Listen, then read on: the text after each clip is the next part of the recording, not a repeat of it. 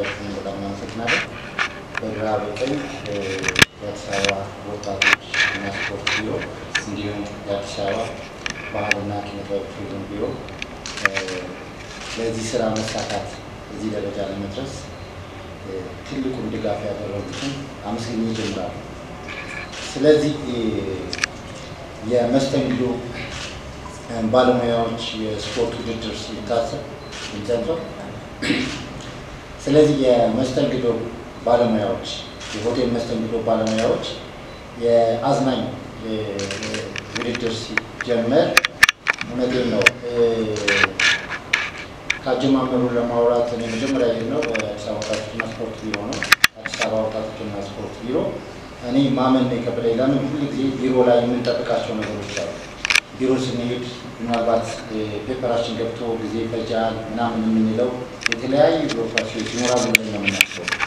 እንደገባን የቢሮ ኃላፊው አቶ በላይ ካገኘ ጀምሮ ወዲያውኑ ይሄ ነገር በጣም አሪፍ ነው ሀሳቡን ወደደው ተመርቶ ቶሎ ይጨረስ ተብሎ አለቀ። ከዛ በኋላ የአዲስ አበባ ወጣቶችና ስፖርት ደግሞ ይሄ ነገር የአዲስ አበባ ወጣቶችና ስፖርት ባህልና ስፖርት ቢሮ ባህልና ቱሪዝም ቢሮ የሚመለከተው ጉዳይ ስለሆነ ወደዛ ሄዱ ብሎ ደብዳቤ አስይዘውላሉ። እውነቴ ነው። ያንን ደብዳቤ ይዘን መተን ዶክተር ሂሩትን ነበረ የአዲስ አበባ የባህልና ቱሪዝም ቢሮ ዶክተር ሂሩትና ላይ ከአንዳንድ ሀሳቡ ወዲያውኑ ተቀባይነት አገኘ። የዚህኛው ስራ መጀመሪያ ለኛ እንደመነሻ እንደ ኢቨንት ኦርጋናይዘር የመነሻው ነገር ከቢሮዎች ያገኘነው ድጋፍ ነው። ምናልባት ከዚህ በኋላ መስራት የሚፈልጉ የኢቨንት ኦርጋናይዘሮች መናገር የምፈልገው አሳማኝ ሀሳብ ወይንም አገሩን ሊያስተዋውቅ የሚችል ሀሳብ እስከመጣ ድረስ እውነት እኛን ያገኘነውን እድል ማግኘት እንደሚችሉ ነው ያየሁት። ቢኮዝ ምንም አይነት ነገር አልነበረውም። ፔፐራችን በማሳመን ብቻ እዚህ ደረጃ ላይ ደርሷል። ዛሬ ተመልከቱ። ይሄ ስራ የተለያየ አይነት ሀሳብ ነው ያለው። ያዝናናል፣ ግንዛቤ ይፈጥራል፣ ሀገርን፣ አካባቢያችን፣ አዲስ አበባችንን ያስተዋውቃል። በየትኛው ዘርፍ ነው? ለምሳሌ እኔ የባህልና ቱሪዝም ቢሮን ማመስገን የምፈልገው አንድ ተጨማሪ ፕሮጀክት ይዞ መጣ። ከዚህ በፊት የተዘጋጀ አንድ ፕሮጀክት አለ። የቀደሙት የሚል ፕሮግራም አለ። የቀደሙት የሚለው ፕሮግራም ከዚህ በፊት ተረስተው የነበሩ ምንም አይነት ከጣይቱ ሆቴል ጀምሮ ኢትዮጵያ ሆቴል፣ ራስ ሆቴል ምንም አይነት የማስታወሻ ፕሮግራም ተደርጎላቸው የማያውቁትን አባቶቻችን በጥሮታ ቤታቸውን የተቀመጡትን እንኳን ጠርተን ሊዮን ሆቴል ትልቅ የእውቅና ፕሮግራም ተደረገ። ያንን ፕሮግራም ስናደርግ 0.1 ሳንቲም እኛ እንደ ቶም ኢቨንት ያወጣነው ወጪ ሙሉውን ወጪ ለነሱ እውቅና የሚሆነውን ወጪ የራት ልዩ የሆነ የራት ፕሮግራም ያዘጋጀነው እነሱ ራሳቸው ተገኝተው ለአዲስ ተተኪዎች ግንዛቤ መፍጠሪያ የሚሆን የፓናል ዲስከሽን ተካሂዶ በጣም ከረጅም ጊዜ በኋላ ተገናኝተው የማያውቁ የረጅም ጊዜ የሆቴል ባል ከ30 ዓመት በላይ ያገለገሉ የ50 ዓመት ያገለገለ ሰው አግኝተናል። ከኃይለ ሥላሴ ጀምሮ እስከ ጠቅላይ ሚኒስትር መለስ ዜናዊ ድረስ ያገለገሉ አባቶች ያገኘንበት ሁኔታ ነበረው በእለቱ። ይሄ አንድ በጣም ለኛ የእውነቴን ነው በጣም ደስ ያለን ኮርተንበት እንደ ኢቨንት ኦርጋናይዘር ኮርተንበት ያደረግነው ኢቨንት ነው። ይሄን ማመስገን እፈልጋለሁ። የአዲስ አበባ ባህልና ኪነጥበብ ቱሪዝም ቢሮ ለዚህ ትልቅ ውለታ ነው የዋለው ለአባቶቻችን። ከዛ ውጭ ደግሞ እኛ እንደ ኢቨንት ኦርጋናይዘር ምንድን ያለው ክፍተት ቢሮውን በመንገድ ነው ሰፖርት ማድረግ የምንችለው እየሰራ ያለው በተመላለሰን ቁጥር በዚህ በመስተንግዶ ደንብ ልብስ ላይ እኛም ግንዛቤያችን እየጨመረ ነው።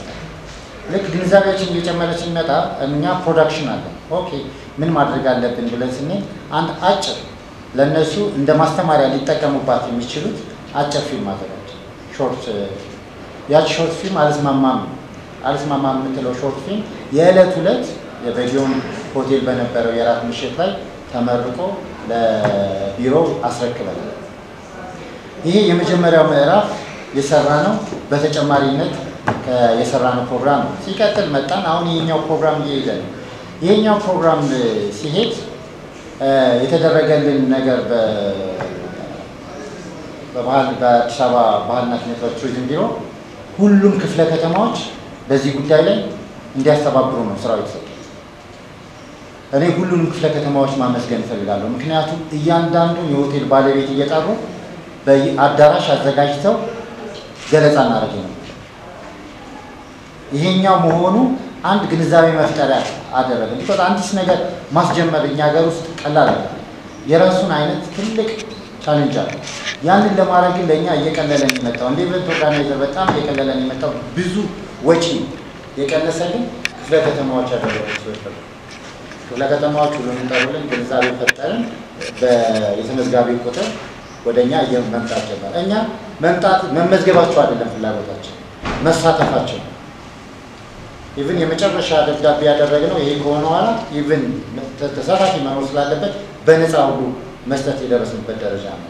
ምክንያቱም የእኛን የኢቨንት ኦርጋናይዘሮቻችን የእኛን ሸክም ኦልሬዲ ሁለቱም ቢሮዎች ተሸክመዋል። እኛ ሙሉ ወጪ የተሸፈነው በሁለቱም ቢሮዎች ሰባዋን ቱሪዝም ያደረገው ትልቅ ወጪ አለ። አሁን የኢቨንት ኦርጋናይዘር የሚያዝ ቦታ ላይ ከማስተባበር ያለፈ ነገር በወጪ ደረጃ ላይ የምንለው ነገር ለእኛ ትልቅ ልምድ ያገኘንበት ትልቅ እንትን ያገኘንበት ስራ ነው ያለው እና እኔ እውነቴን ነው ሁለቱም ቢሮዎች ማለት ፋይናል አሁን በጀት ያነሰበት ወቅት ነበር። ስኔ ያቃት ምክንያቱም ስፖንሰር የማይገኝበት ወቅት ላይ ነበር።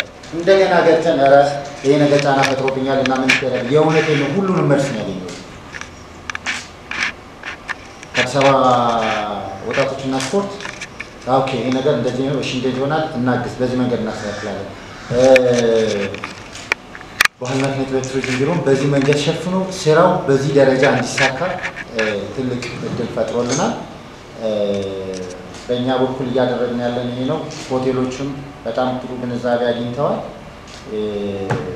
የተሻለ ነገር በውድድሩ ጥሩ ነገር ይፈጠራል ብለን እናምናለን።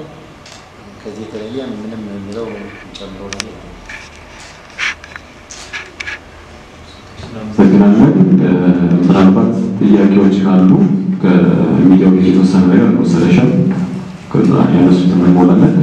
እዚህ ሀሳብ ላይ ሀሳብ አለን ግልጽ ያልሆነልን ነገር ማለት ነው። በዚህ ያለበት ትምህርት ካለ እሱ ላይ ምናልባት ጥያቄ ብታነሱ ከእናንተ ድል መስጠት ማለት ነው። ጋዜጠኞች እዚህ ይገኛሉና እሺ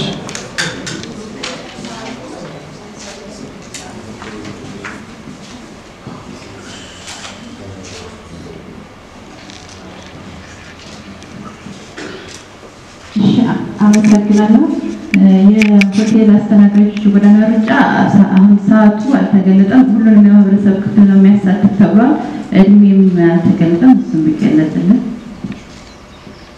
አዲስ አበባ ኪነ ቱሪዝም ቢሮ ኮሚኒኬሽን ተጨማሪ ጥያቄዎች ካለ